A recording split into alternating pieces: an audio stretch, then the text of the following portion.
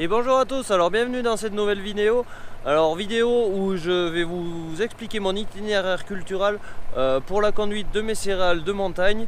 Donc je vais vous expliquer ce que j'ai pu faire précisément sur cette parcelle afin d'avoir les résultats qui sont, comme vous allez le voir, d'ici la fin de la vidéo.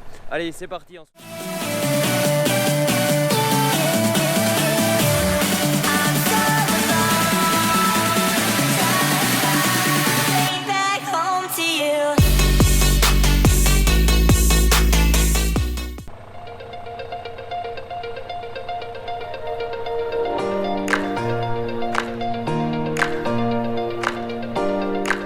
Comme j'ai pu vous le dire en début de vidéo, j'ai commencé les labours pour les semis de céréales d'hiver.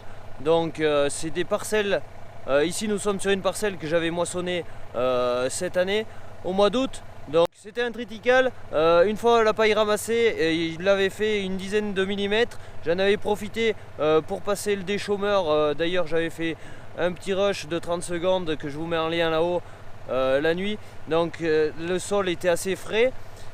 Depuis il a très peu plu, on a eu un autre orage d'une quinzaine, vingtaine de millimètres depuis, là on est grosso modo au 15 octobre, il n'a pas plu depuis longtemps. Donc l'intérêt d'avoir passé le déchômeur, c'est qu'aujourd'hui sur les surfaces, comme on peut le voir, ça a permis de faire repousser les restes de céréales qui avaient été tombés à terre, soit par la moissonneuse, soit par les dégâts de cerfs et de biches. Parce qu'il faut savoir, ici on est au milieu des bois, donc c'est un terrain très propice aux bêtes sauvages. Donc depuis le passage de déchômeur, je n'étais pas réintervenu sur cette parcelle. J'ai fait un apport de fumier de l'ordre de 20 à 25 mètres cubes de fumier par hectare. Donc comme on peut le voir là derrière, tout ça pour ramener de la matière organique dans mon sol afin qu'il soit le plus fertile possible. Et libérer également de l'azote pour la future culture. Et sachant que le fumier sera bien dégradé au printemps pendant la minéralisation, donc il sera présent et prêt à aider la plante à grandir. Donc l'intérêt d'avoir passé du déchômeur, c'est tout simplement avoir favorisé, comme je vous l'ai dit tout à l'heure, la repousse des céréales, comme on peut voir ici, mais également essayer d'éviter les remontées capillaires de l'eau et d'assécher encore mieux le sol.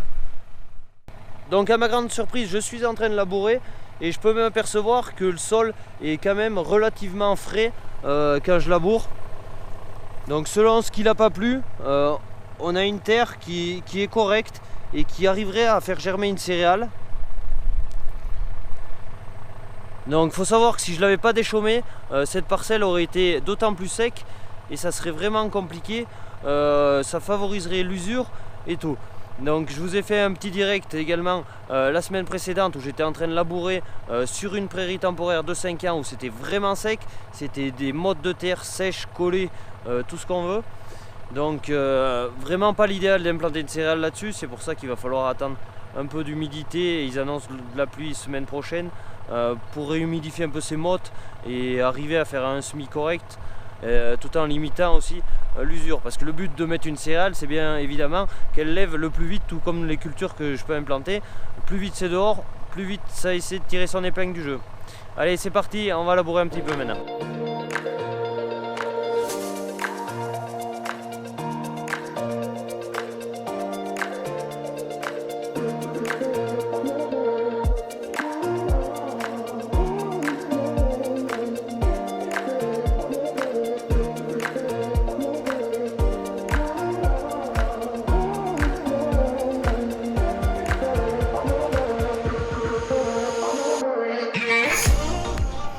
Donc voilà, au niveau du labour en lui-même, je roule grosso modo maxi à 6 km/h. Donc tout ça parce qu'il faut faire attention, il y a des pierres et ça fait accrocher la charrue, même si c'est non-stop mécanique. Il faut essayer de ne pas la couper en deux tout simplement.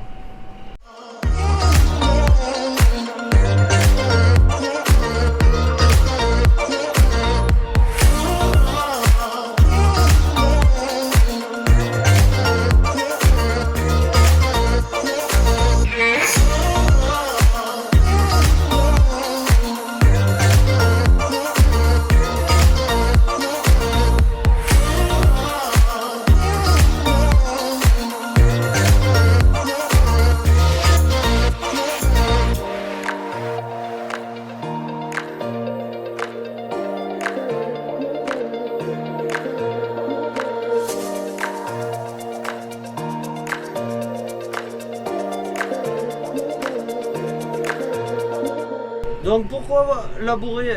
Vous l'avez vu, il y a des repousses de céréales, mais également j'ai apporté le fumier. Donc le but est d'enfouir tout ça à une profondeur de labour de 17 cm. Essayer de garder la bonne terre et pas la mettre trop bas pour pas perdre de la qualité de mon sol. Donc il faut savoir que le labour c'est une tâche où il n'y a pas un très gros débit hectare, qui est assez contraignant, et que chez nous dans nos zones ça use énormément. Donc il faut essayer de pas trop labourer par temps sec, mais depuis maintenant 3 ans ça devient quand même très compliqué de faire des labours d'automne avec de la terre humide, dû à des sécheresses qui commencent en août, et en septembre on n'a pas davantage d'eau, donc ça nous handicape vraiment pour tous les semis d'automne. Maintenant on est en train de travailler de la terre de plus en plus sèche chaque année, et des levées chaque année qui sont compliquées.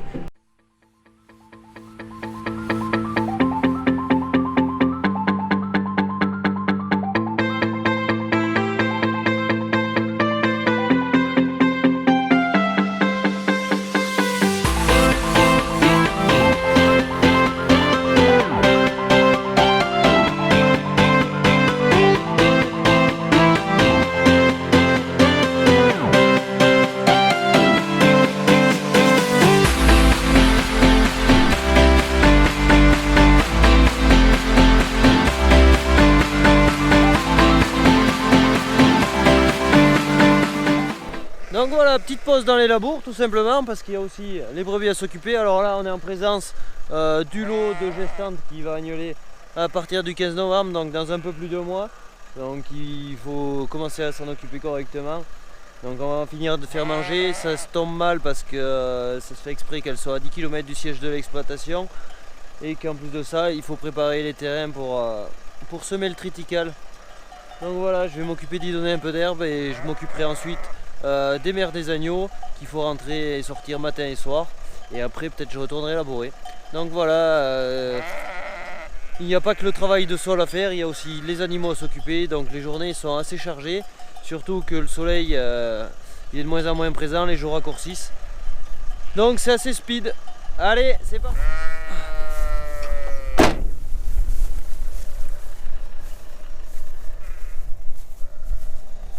Voilà, j'ai pu mettre les filets et contourner la totalité de ce bout de parcelle.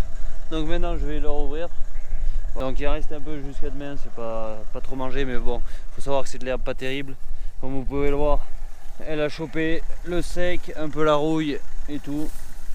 Donc voilà, mais après j'ai attaqué par le moins bon pour finir par le meilleur qui est plus vert là-bas. Donc voilà, allez.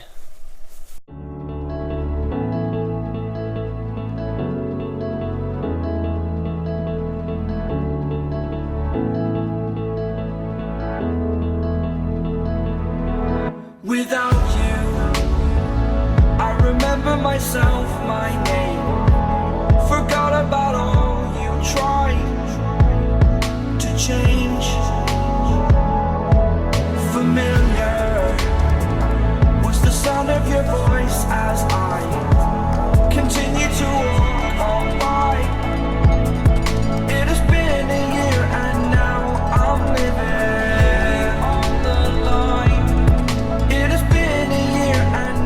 Donc quand je viens donner de l'herbe, j'ai toujours mes deux chiens pour m'aider. Très important. Roxy merveille.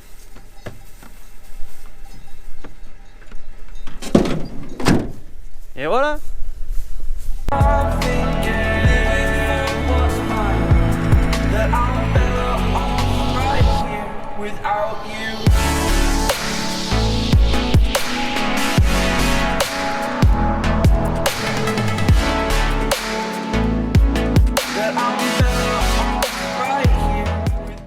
Donc voilà, après avoir labouré, il y a une autre étape très importante chez nous en zone de montagne, c'est le ramassage des pierres. Alors là nous sommes sur une parcelle de défriche où c'était la deuxième année que c'était en céréales. Je l'avais labouré pour la première fois l'année dernière, j'ai voulu la réélaborer pour mettre ça le plus propre possible et raplanir certaines zones qui avaient besoin de bouger un peu de terre.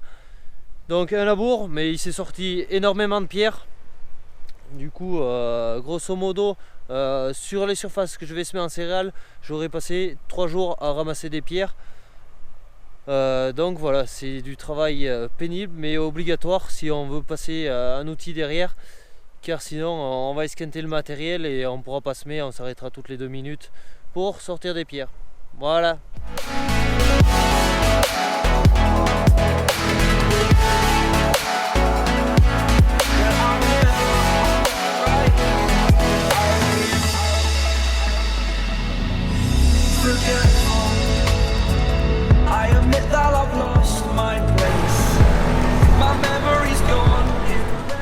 Donc je vous ai dit pierre, mais bien souvent on peut considérer ça comme des menhirs.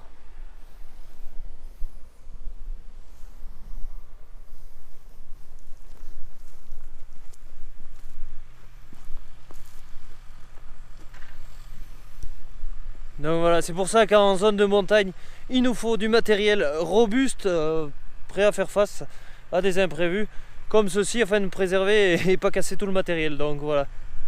La grosse problématique de montagne chez nous, c'est les pierres. Du coup, on ne peut pas labourer toutes les parcelles que l'on souhaiterait. Et du coup, il y a des parcelles qui restent en herbe, tout simplement parce qu'elles sont incultivables. Alors déjà ici, je ne sais pas si vous pouvez le voir derrière moi, mais il y a un relief qui est assez important. Donc ça penche énormément, c'est vraiment la limite avant de ne pas s'en occuper avec des engins motorisés, quoi. Donc voilà, on arrive au terme de cette vidéo, j'espère qu'elle vous aura plu. Auquel cas, n'hésitez pas à vous abonner, à la liker, à la partager. Quant à moi, je vous dis ciao, bye bye et à bientôt pour de nouvelles vidéos. Salut!